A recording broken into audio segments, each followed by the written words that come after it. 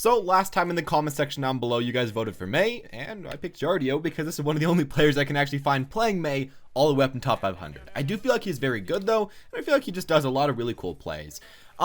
Just to start off right here, we can actually see how he engages really well. Normally as MEI, you think that she's not that great on offense, and later on we do see that, he doesn't always play on MEI on offense, but it can work pretty well. Right there we saw that on a map like this, where it's so close in, and where your wall can really block off a lot of damage and can really help you engage, you could do a lot as MEI, and that's what we saw immediately at the beginning.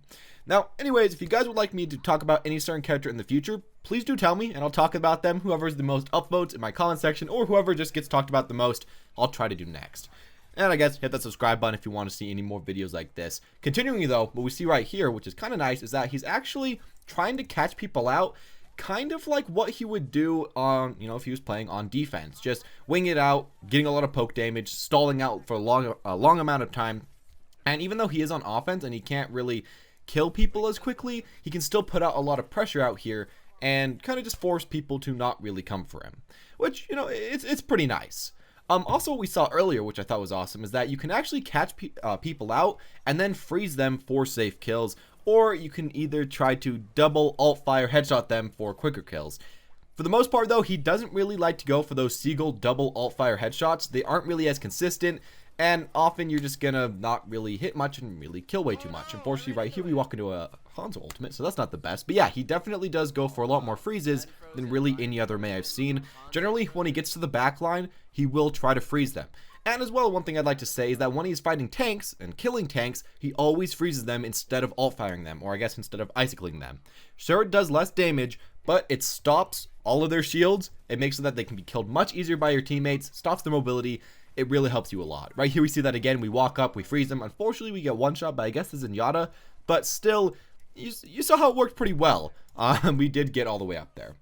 Unfortunately for us though, we kind of decide, MEI's probably not the best pick for offense, and I guess one thing you might want to think to yourself is that maybe I shouldn't always play MEI on offense. We actually saw ourselves switching, and now we're on to defense. We got pretty far, we actually switched to McCree, so maybe do happen to learn a hit scan, but just kind of remember that even the best MEI in the world sometimes switches, because MEI on offense, while it can work in very close parts of the map, like right here, the first part on Hollywood, works pretty well.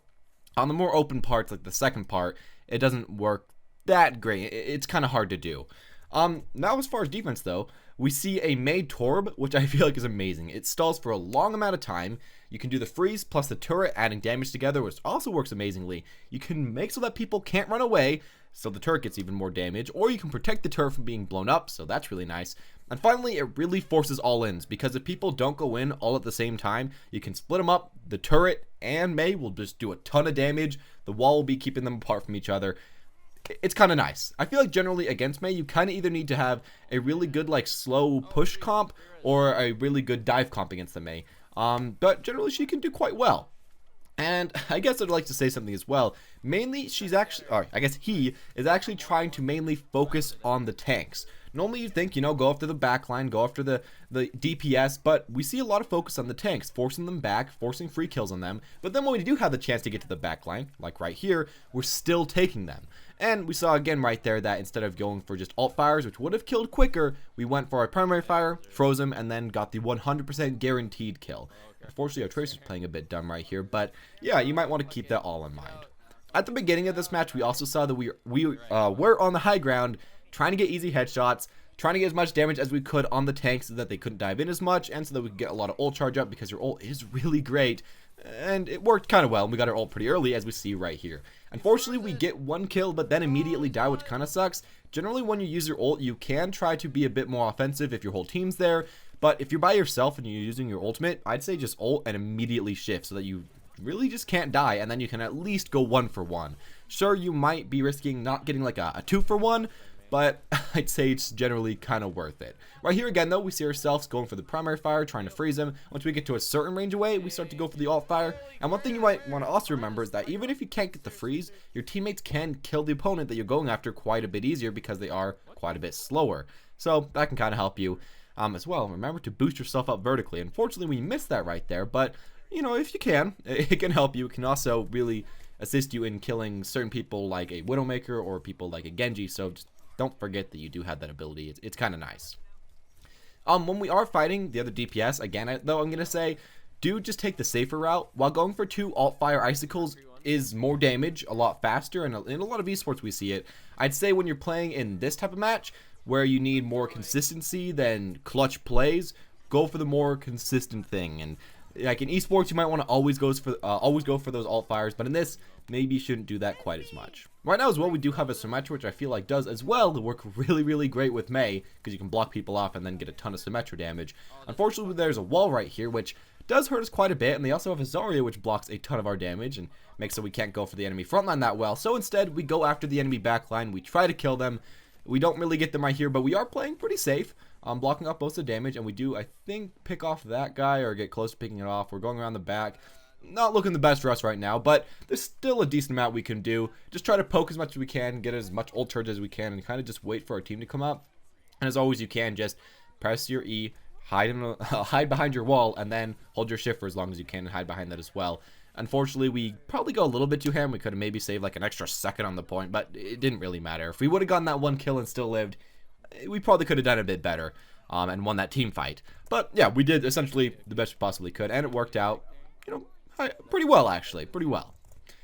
Now, as far as using the wall itself, there's a lot you can do, but I feel like the main things, on offense is really just getting space, helping your team get up there, and not really going for way too much picks, because often the defenders can just easily get behind the wall. Well, if you can get picks, that's a good thing. It doesn't always happen. When you are on defense yourself, though, mainly you want to use the wall to make sure that the enemy has to force a very quick engage on you, or to try to split up the enemy team. Especially on teams that don't really have that good fast engages, while your team does have a good fast engage, like if you're playing against a lot of hit scan or something that need those slow engages, that can help you win the engage by default. Right here we see a Bastion, which it hurts us quite a bit. We can put up some walls, which will block a ton of his damage, and this is actually, I guess, a good example of how good MEI can be. You can put out that wall, block damage, help your team get right next to the Bastion, and then kill him. So you kind of want to think about that. You don't really want to think about always what picks can I get with this MEI wall, but more how can this MEI wall help me get to where I want to be, or stop the opponents from getting to where they want to be, as fast as possible. I think pretty soon we have our ultimate up. We're getting a lot of poke, and one thing that we see about his ult, I think we're going to see it in a second, getting more stuff with our E, doing pretty well right here. But when we finally get our ultimate, we jump around the corner. You can, of course, jump to make it go further. But we're actually using our primary fire to slow people down so that they're going to be stuck in our ultimate. And I think that it might make so that the ult actually freezes you faster. I think that the ult with the MEI primary fire do stack to freeze people quicker so that you can maybe get some more kills a little bit quicker. I'm not sure, though, so don't quote me on that. But either way, it at least forces people that they can't get away as fast. And yeah, you might want to try to do that instead of just going for alt fires that you're probably, that you, I guess, have a chance to miss. Just go for the more safe, consistent things when you do have the option. And that's generally how his gameplay works, and that's generally how he's been winning a lot of games. And I think in this game he's like top 100 or top 200 or something like that. So obviously it does work pretty well on, offense and defense. Maybe not quite as well on offense, but definitely on defense it works quite amazingly. During this game, we also see that the enemy team does have a tracer, so if you do see that, just spam at the enemy tracer, try to get a headshot, pretty much play like a Hanzo, and, if you can get one, that could actually instantly win your team a team fight. So, put some effort into that. Of course, your accuracy will go down the bumhole, but whatever, it doesn't really matter way too much, as you'll still get the win in the end, and that's all that really matters. Your stats shouldn't really matter to you way too much. Now, finally, we're also seeing from this player the usage of walls to give yourself a better angle. Right there, we made so that people from our right half couldn't hit us at all. Only people right in front of us could hit us, or people, I guess, mainly to the left. So we were pretty safe in getting our damage. Right here, you could say this is a pretty good angle as well.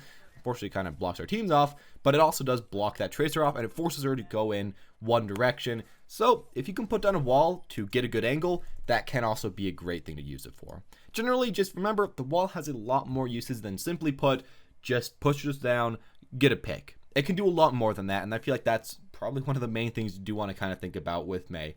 Overall, I feel like she's a fun character, very good character on defense, but maybe a bit better on closer, maps that are a lot closer than maps that are really far open. Like if they had a Pharah right here, it might have been a bit harder for us, but at the same time, if they do have a Pharah, it makes it that the enemy front line is completely open, so you can walk up, freeze them, and kill them. So, you can kind of take that as you will. Anyways, as always, guys, thank you all for watching. Hope you enjoyed. If you did, make sure to leave a like, comment down below who you want to see next time, and hit that subscribe button. And as always, guys, Have a wonderful day. I'd like to thank Gilded.gg for sponsoring this video and mainly helping me a lot through the adpocalypse. So, Gilded itself is a website focused on finding, founding, and expanding your gaming team with relative ease. You can schedule events, recruit new members, build team comps, and find teams to scrim with and to scrim against. Best of all to you guys, it's free. You can get started yourself with the link in the description below, and if you sign up by November 10th, you'll be entered into a chance to win a $50 Blizzard gift card. So, maybe I'll see you there.